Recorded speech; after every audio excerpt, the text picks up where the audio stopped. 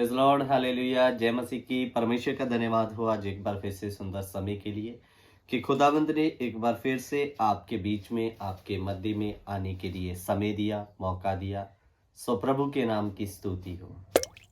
मेरे प्रियो, आज का जो हमारा विषय है वो विषय है कि हम मसीह एक धन्य आशा लगाए बैठे हुए हैं कि हमारा स्वर्गीय पिता प्रभु यीशु मसीह एक दिन आएगा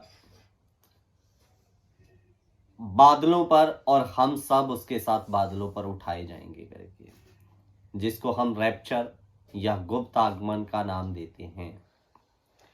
लेकिन मैं आज आपके साथ एक इम्पॉर्टेंट बात करने वाला हूं। अगर आप चाहते हैं कि मैं रैप्चर या गुप्त आगमन के समय में यीशु मसीह के साथ उठाया जाऊं, तो आपको इन बातों पर जय पाना बहुत ही अति आवश्यक है। अगर हम इन बातों पर जयवंत नहीं होंगे तो ये आपकी आदतें या बातें आपके स्वर्ग आरोहण या उठाए जाने में एक बंधन या जकड़न का काम कर सकता है। बातें तो बहुत है, लेकिन मैं मुख्य 3-4 बातें आपके बीच में जरूर रखना चाहता हूं। मेरे प्रियो, सबसे पहली रुकावट आपके जीवन में आ सकती है, आपके उठाए जाने में रुकावट बन सकती है, वो है लालच। मेरे प्रियो, पुराने और नए नियम में यदि हम देखें तो लालच में फंसे हुए नबी भी यहोवा की सेवकाई में कामयाब नहीं हुए। बलाम ले लीजिए, शाऊल ले लीजिए, और अगर नए नियम की बात करें तो यहूदा इस्करियोती से बड़ी उदाहरण हमारे लिए कुछ और हो नहीं सकता।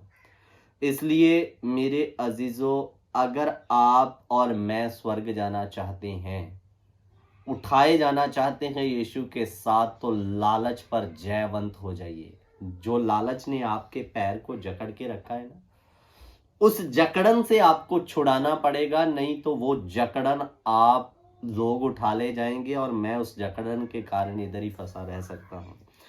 तो वचन देखते हैं, 1 तीमुथियुस 6:8 वचन। यदि हमारे पास खाने और पहनने को हो तो इन्हीं पर संतोष करना चाहिए, पर जो धनी होना चाहते हैं वे ऐसी परीक्षा और फंदे और बहुत सी व्यर्थ और हानिकारक लालसाओं में फंसते हैं, जो मनुष्यों को बिगाड़ देती है और विनाश के समुद्र में डिबो देती है। मेरे प्रियो, इधर में देखिए, पौलुस कहता, यदि तुम्हारे पास खाने और पहनने को हो तो उन्हीं पर संतोष करो। और यदि कोई धनी होना चाहता है, धनी होना गलत नहीं है, लेकिन आप तरीका कौन सा अपनाते हैं वो मैटर करता है। अगर आपको आपकी ईमानदारी की कमाई है, परमेश्वर आपको उस मुकाम तक लेके आ रहा है, तो कोई दिक्कत नहीं। लेकिन आज बहुत सारे लोग धनी होने के चक्कर में झूठ का सहारा लेते हैं, बेईमानी का सहारा लेते हैं, और मेरे प्रियो, यही आपका लालच आपको उठाए जाने में बड़ी रुकावट बन सकता है। आज कितने विश्वासी और सेवक इन्हीं में फंसकर इसी धरती की चीजों का आनंद मानने में लगे हुए हैं, और परमेश्वर भी कहेगा मेरे साथ जाने की आवश्यकता नहीं है, यहीं रहकर आप इस धरती का आनंद मानिए। तो मेरे प्रिय, दूसरा है हमारी ईगो या घमंड। तो इसके बारे में भजन संहिता 5 वचन में क्या लिखा पढ़ते हैं, घमंडी तेरे सामुख खड़े होने ना पाएंगे और तुझे सब अनर्थकारियों से घिरना है। इधर में लिखा, घमंडी तेरे सामने में खड़ा भी नहीं हो सकता। उठाया जाना तो दूर की बात, क्या नहीं हो सकता, खड़ा भी नहीं हो सकता। बाइबल में लिखा, वीर अपने वीरता पर घमंड ना करे, धनवान अपने धन पर घमंड ना करे। अगर घमंड करना है तो इस बात पर किया जाए कि वह मुझे जानता और समझता है। परमेश्वर पर छोड़ आप किसी चीज पर घमंड नहीं कर सकते, क्योंकि बाइबल में ये भी लिखा कि परमेश्वर घमंडियों का सामना करता है करके। और मेरे प्रियो, फिर दुनिया की मोह इच्छाएं और शारीरिक अभिलाषाएं आपके स्वर्ग आरोहण में बहुत बड़ी रुकावट या एक जंजीर का काम करेगी। और लास्ट में एक आपको बात बता दूं, अगर इन दिनों में आपने किसी से कर्ज लिया है और मेरे प्रियो आप उस कर्ज को छूट रहे हैं, मन है, अच्छी बात है, लेकिन अगर वो कर्ज स्वर्ग आरोहण या गुप्त आगमन तक आप चुका नहीं पाए, तो मेरे प्रियो 90% आपका लिया हुआ कर्ज भी आपके स्वर्ग या उठाए जाने में रुकावट बन सकता है। पौलुस कहता, मसीह प्यार या आपसी प्यार को छोड़कर तुम और किसी चीज में किसी के कर्जदार ना हो। किस चीज के होना? मसीह प्यार के। ये ज्यादा से ज्यादा लोगों में आपको बांटना है और लोगों से लेना है।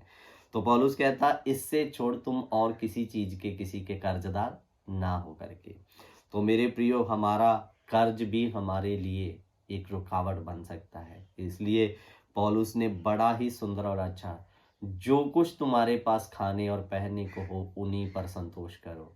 और आगे लिखा, जो धनी होना चाहते हैं वह ऐसी हानिकारक लालसाओं में फंसते हैं जो मनुष्य को विनाश के समुद्र में क्या कर देती है? डुबो देती है।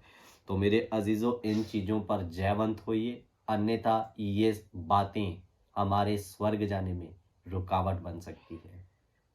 बन सकती नहीं, बनेगी ही बनेगी। तो इसलिए इन सब चीजों पर जयवंत होइए। प्रभु आप सभी को आशीष और बरकत दे। जय मसीह की। God bless you.